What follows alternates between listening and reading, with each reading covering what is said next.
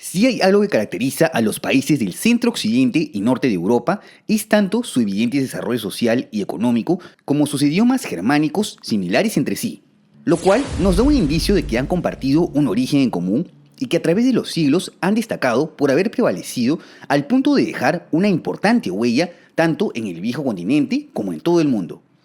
¿Quiénes son los germánicos y cómo pasaron de ser los temidos pueblos bárbaros a países de primer mundo? ¿Te interesa? Dale, entonces quédate hasta el final del video, pero antes no te olvides de suscribirte al canal, que estaremos subiendo 3 videos a la semana y así no te los perderás.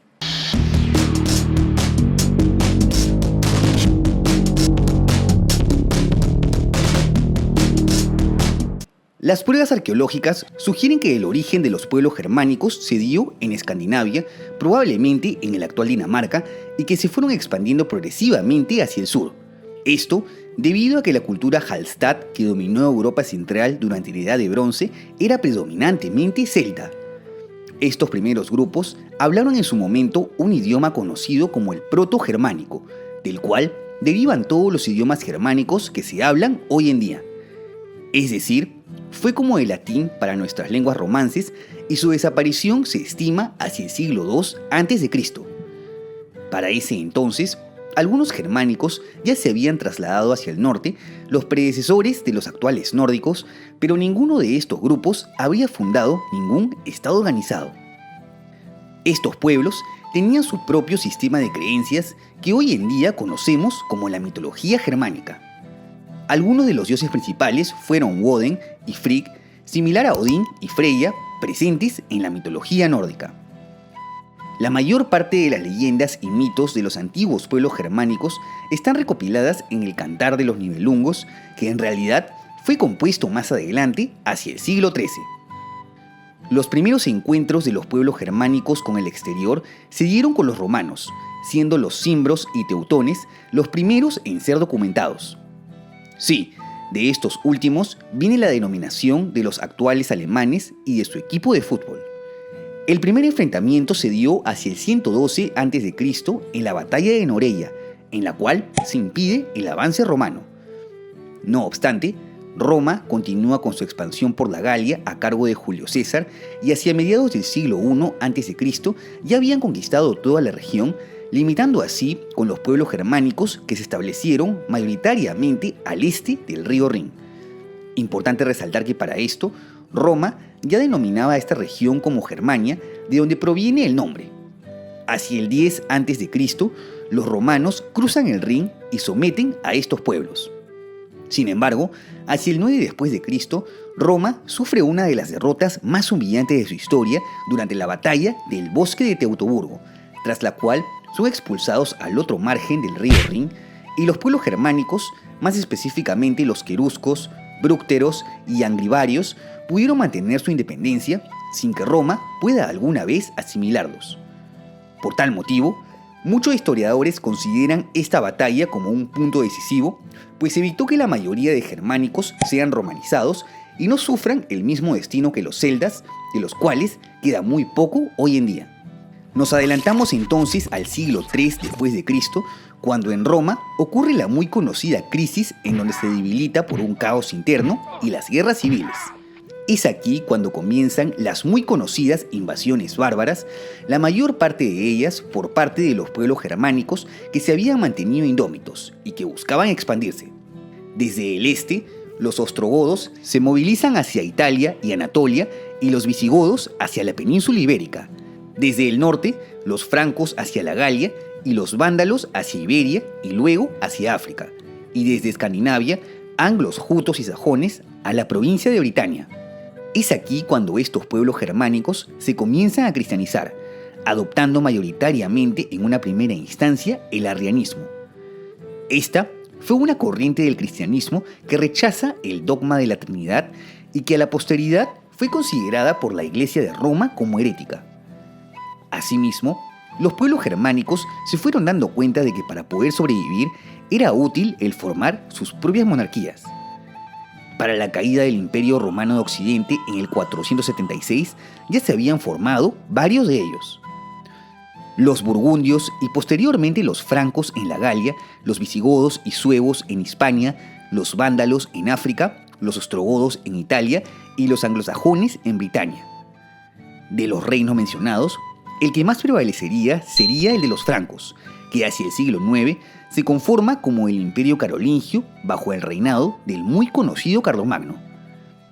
Esto más o menos coincide con el inicio de la era vikinga, pues resulta que los germánicos de Escandinavia se mantuvieron al margen de todos estos acontecimientos y fueron desarrollando su propia cultura, a la par que seguían adorando a sus dioses nórdicos, los cuales guardaban muchísimas similitudes y paralelismos con aquellas deidades adoradas por la mitología germánica.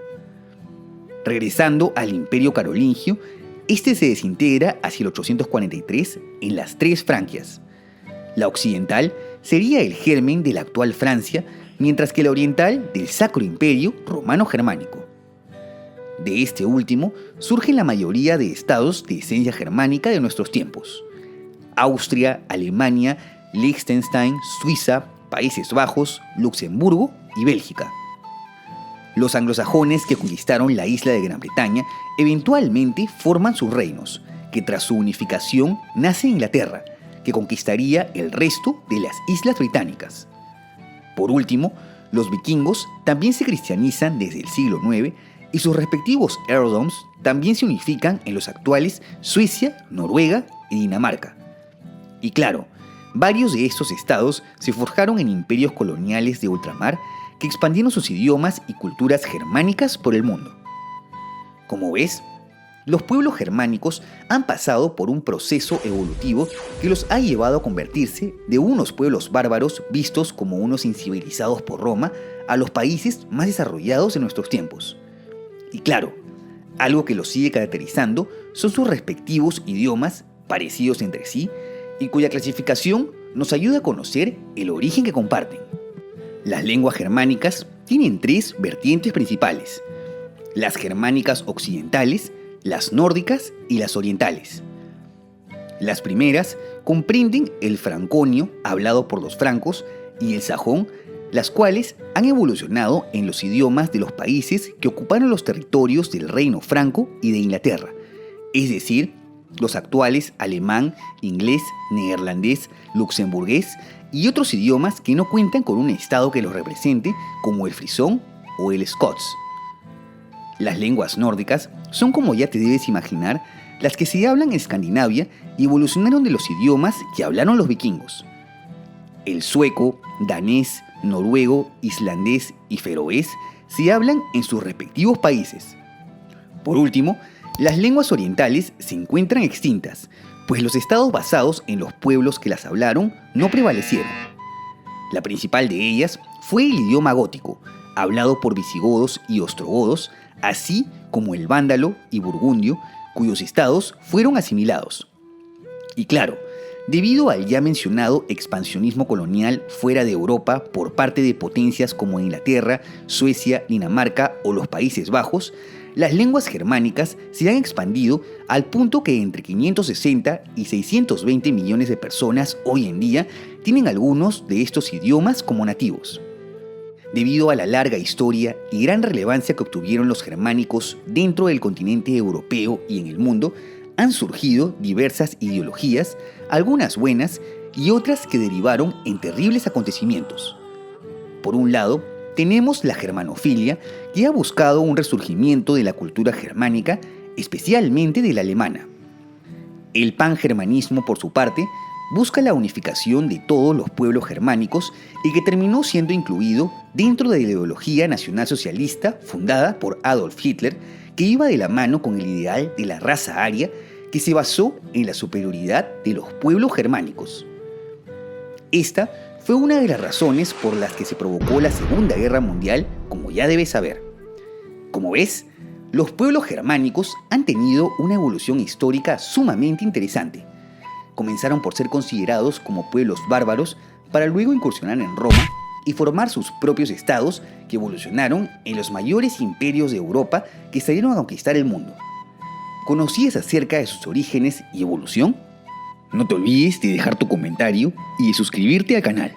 Asimismo, te dejo en la descripción mis redes sociales y por si quieres ver los nuevos videos en preestreno y tener una mayor interacción conmigo, tus donaciones en Patreon o miembros del canal son bienvenidas. ¡Hasta la próxima!